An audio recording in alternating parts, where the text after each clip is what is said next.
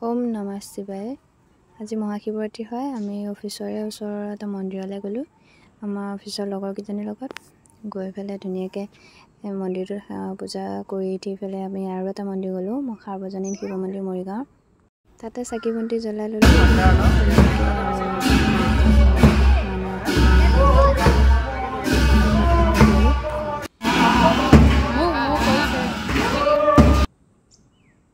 তাৰপিছতে অফিচত আহিলোঁ। অফিচতে ধুনীয়াকৈ পূজা পাতল কৰি ল'লোঁ। তাৰপিছতে প্ৰসাদ বিতৰণি কৰিছে, এয়া অফিচৰে হয় দেই। তাৰপিছত এয়া ঘোটা হয় মহাদেৱৰ প্ৰসাদ। তাৰপিছতে আমাৰ অফিচতে ধুনীয়াকৈ এটা ষাঁড় গৰু আহিলে, তাতে ফল মূল দিলোঁ। ইমান ধুনীয়াকৈ খাইছে ন। তাৰপিছতে আমি গ'লোঁ জাগিৰোডত ধুনীয়াকৈ দেওশাল শিৱ মন্দিৰলৈ গৈ আছোঁ। এই শিৱ মন্দিৰটো হয়, তাতে চাকি বন্তি দিলোঁগৈ। তাৰপিছতে মেলা ঘূৰিলোঁ। দেওশালত মেলা হয়, ডাঙৰ মেলা হয়।